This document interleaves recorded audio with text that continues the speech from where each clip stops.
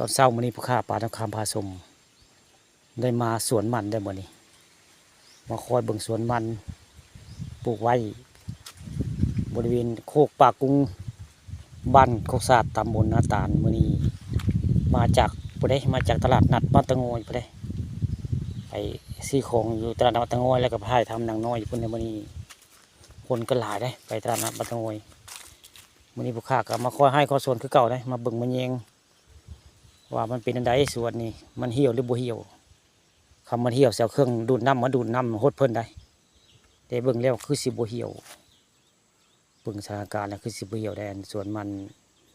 ผู้ค้าปลาทองคำบริเวณหลังอบตนาตาล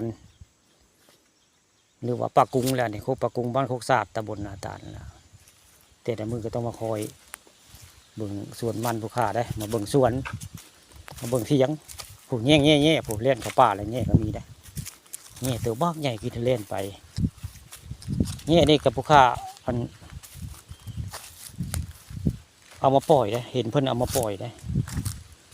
เอามาแต่บ้านอ่างมาปล่อยในสวนอู้หลายจะได้มาปล่อยบริกินเพิ่นเอาปล่อยไว้ประดับบารมีได้แต่ว่าพวกกระจอนกระเตจะมีเองเนี่ยนี่กระจอนกระเตไก่ป่าเถอะมีตั้งนานแล้วบริเวณหลายบริเวณป่ากุ้งอันนี้กระจอนกระเตหรือว่าอันบ้างมีเมื่อใดบริเวณ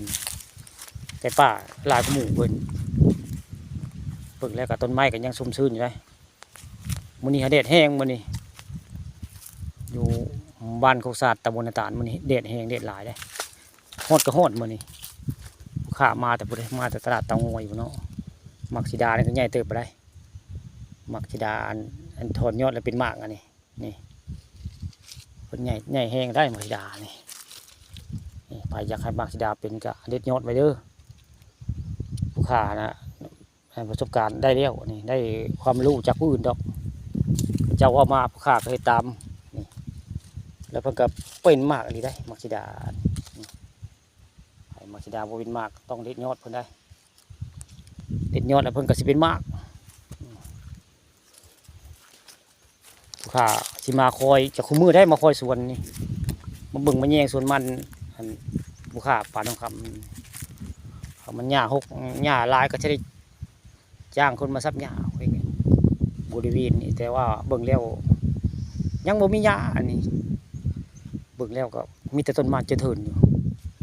ปุ๋ยก็ยังบ่ได้ใส่ดอกปุ๋ยก็ได้ยังก็มีก็ประมาณอยู่ใส่ปุ๋ยก็สิคักไปแล้วเบิ่งแล้วก็ได้ส่วนมันปากกุ้งบ้านโคกสาดตำบลนาตาลผู้ค้าปลาทองคำมันมาคอยอยากขมือไปได้มาเศร้ามาแรงได้มาเบิ่งมาแยงยันงัวควายเขามาเบิ่งว่าเป็นอะไรมาคอยมักสิดามันใหญ่สันไดเลี้ยวที่เด็ดยอดแล้วเป็นมากกับเป็นเดลีได้มาคอยเบิ่งเถียงนี่แหละนี่บรรยากาศห้อนแห้งแต้มหมดนี่บ้านโคกสาดตำบลนาตาลห้อนได้หมดนี่ห้อนหลาย